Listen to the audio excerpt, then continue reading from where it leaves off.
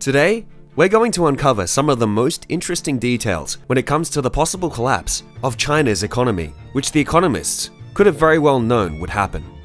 Let's not forget that in just a few decades, China's economy skyrocketed from a developing nation to the world's second largest economy, surpassing historic giants in manufacturing and trade.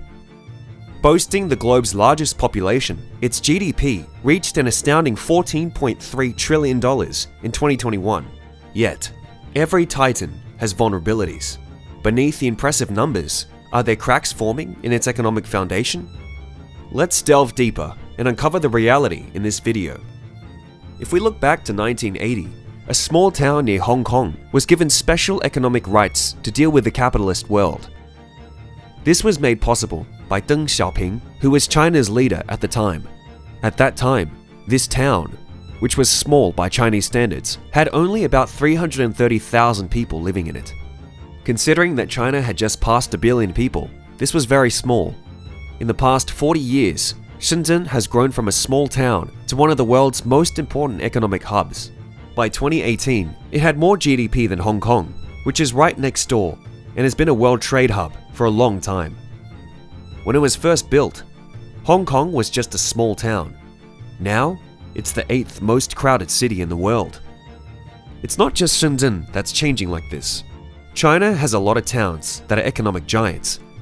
Reforms that started in a few places are now routine over the whole country. China's economic changeover over the years has been very good for both its people and the rest of the world. It has lifted a lot of people out of poverty and lowered the prices of many goods. But this growth has also brought problems, both locally and around the world. The idea that the economy will keep growing forever has been a big problem inside the country. China's society and politics are shaped by its unmatched progress, which has made systems too focused on short-term gains, which often threatens long-term stability. And now that it's been 40 years, some of these long-term problems have shown up in strange ways. Before we dive in deeper, why don't you go ahead and click that subscribe button for us to show your support. If you'd like to stay updated with the latest, that bell icon will come in handy. Anyway, so why are China's growth numbers, which are so good by most standards, making them nervous? Why do economists worry about China's financial health when things are cheap? How can a country that doesn't borrow a lot of money be on the verge of a debt crisis? And is this different from other scenarios that have been used to predict the end of the world's second largest economy? It's important to understand China's place in world politics before going into more detail about the country's economic problems. China's rise has definitely put the US's long-held economic domination to the test, with problems like possible conflicts with tech giants and human rights issues. But the scenario has changed.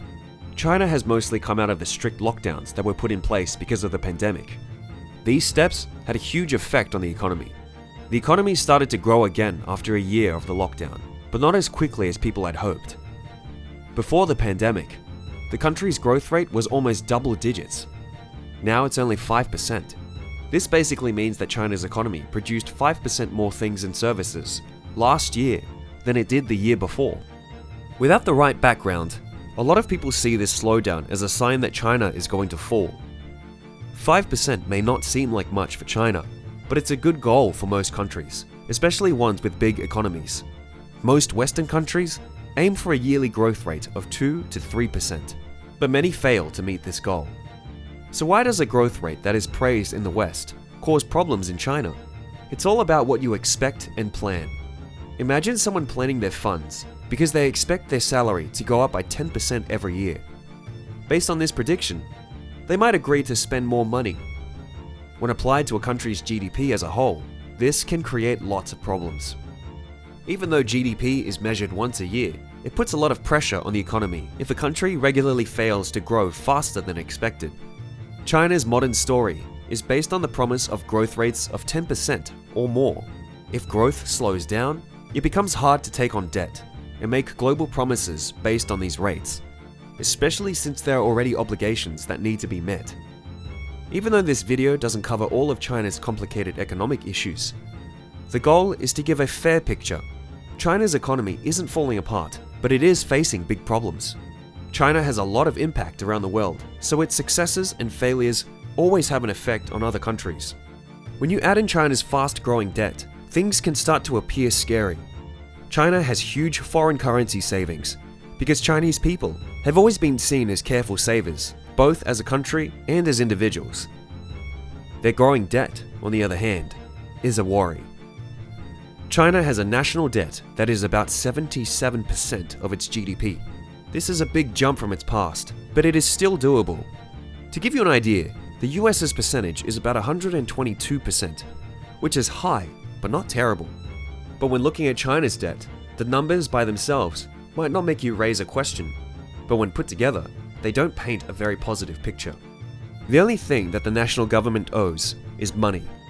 There's also the provincial debt to worry about. This is even worse in China, where areas can't print their own money, which could leave them broke. Different areas have different ways of reporting debt, which makes it hard to get an exact number. Some areas don't even give out their numbers. Also, it is a well-known fact that China often hides economic data for a number of reasons. It's interesting that there are stories of provincial governments going to great lengths to impress China's government officials when they come, like painting the grass green or building fake infrastructure. Based on these stories, it seems likely that they might also change their financial information if they're going to such great steps to look good. According to Goldman Sachs' best guess, China's total regional debt is a huge 23 trillion yuan, which is about 150% of the country's GDP. This is on top of the 77% that comes from the central government borrowing money. This debt was mostly used to pay for huge infrastructure projects that were planned ahead of time to prepare for future industry growth. Rich people in big towns made people in other areas want to catch up. Land owned by the state that is leased to local governments for long periods of time is their major source of income. But this only works if people want to buy land, which is usually caused by big projects run by the government. If you add up all of China's provincial and central government loans, they could be more than 200% of the country's GDP, which is a big problem even in an economy that is doing well. To give you some background, each US state also has debt that adds up to 3.3 trillion. It's a big debt, but it's nothing compared to China's local debt, especially when you think about how big China's economy is. But China still has more problems apart from its debt. A lot of government projects are paid for by state-owned businesses, not the government itself. These companies have had mixed success with big projects in the United States and around the world. China's ambitious Belt and Road Initiative, which aimed to improve infrastructure in developing countries, depended mostly on state-owned companies. Still, it hasn't lived up to hopes. Also, businesses like China's Railway Corporation have taken on too much. Consumer debt is also rising, mostly because people are buying homes in areas that are too expensive. Most people go to the real estate market after hearing stories about how places like Shenzhen went from being small villages to global business hubs. When household debt is added in, the total debt could hit an amazing 360% of China's GDP. Deflation makes things worse in this case. The focus over the past few years has been on inflation, which is the rise in prices of goods and services as a whole. Deflation, on the other hand, means that prices are going down. Then why do economists worry about deflation in China? Cheaper things may sound like a good thing, but they can be a sign of bigger problems. Deflation is usually caused by people spending less because they don't have as much money or don't know what the future holds. Long-term deflation can make progress harder. People don't spend as much when they think prices will go down in the future. This has an effect on both spending and investing, and could cause a harmful deflationary cycle like Japan had in the late 1990s and early 2000s. When China had an economic depression in 2009, they spent 4 trillion yuan on building up their economy. But because state-owned businesses already have a lot of debt, it might not be possible to use the same approach again. This makes it fairly hard to pinpoint the future of China's economy. You can always share your opinion in the comments below. For similar content, don't forget to check out some of the other videos on your screen. Until then, have a good one.